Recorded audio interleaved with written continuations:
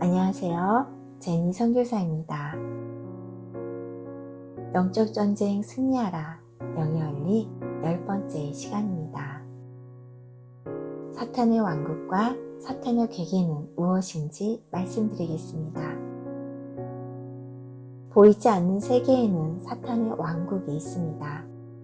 성경에서는 마귀들도 조직이 있다는 사실을 알려주고 있습니다.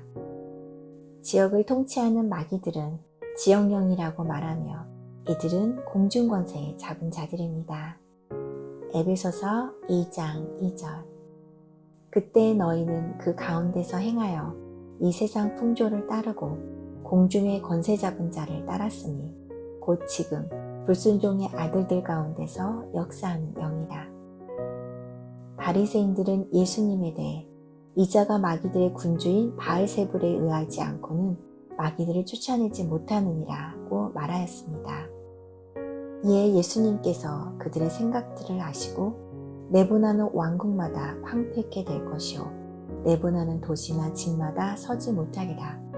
만약 사탄이 사탄을 쫓아내면 내분하는 것이니 어떻게 그의 왕국이 서겠느냐라고 말씀하셨습니다. 마태복음 12장 24절에서 26절. 바리새인들은 듣고 이르되 이가 귀신의 왕 바알세불을 힘입지 않고는 귀신을 쫓아내지 못하느니라 하거늘 예수께서 그들의 생각을 아시고 이르시되 스스로 분쟁하는 나라마다 황폐해질 것이요 스스로 분쟁하는 동네나 집마다 서지 못하리라. 만일 사탄이 사탄을 쫓아내면 스스로 분쟁하는 것이니 그리하고야 어떻게 그의 나라가 서겠느냐. 우리는 사탄의 왕국이 정사들, 권세들, 이 세상 어두움의 주관자들, 그리고 하늘에 있는 악한 영들로 구성되어 있다는 것을 알 수 있습니다. 정사들은 선지자 다니엘이 살던 때와 마찬가지로 그 땅을 장악하고 있는 악한 영, 즉 통치자들에 의해 지배를 받습니다.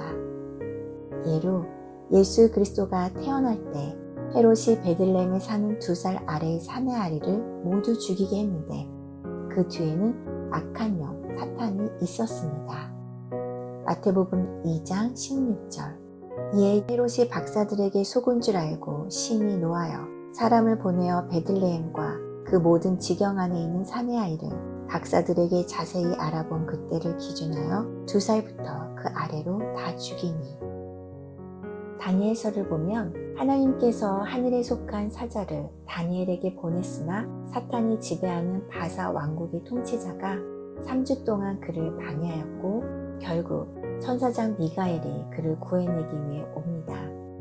다니엘 10장 12절에서 14절. 그가 내게 이르되 다니엘아 두려워하지 말라.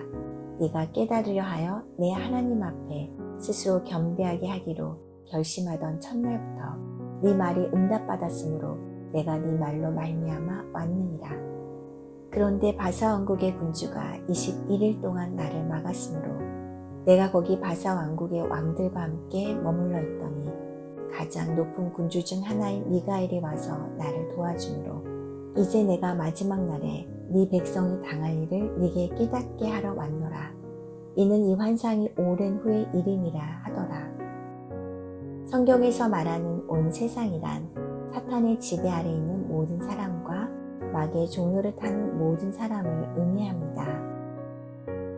요한일서 5장 19절. 또 아는 것은 우리는 하나님께 속하고 온 세상은 악한 자 안에 처한 것이며 사탄은 세상에 속한 사람들의 눈을 가림으로써 그들을 속이고 있습니다.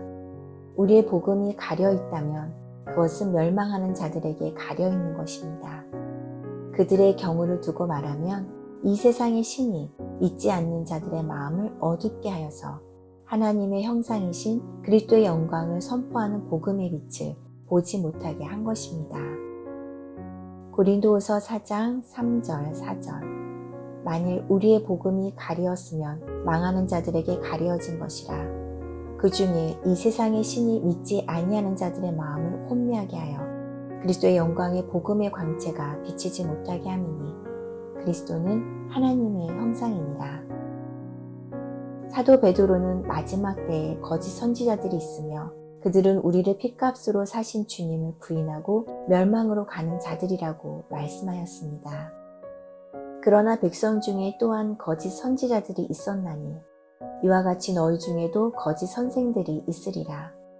그들은 멸망받을 이단들을 은밀히 들여와 주님을 부인하기까지 하고 임박한 파멸을 스스로 취하는 자들입니다.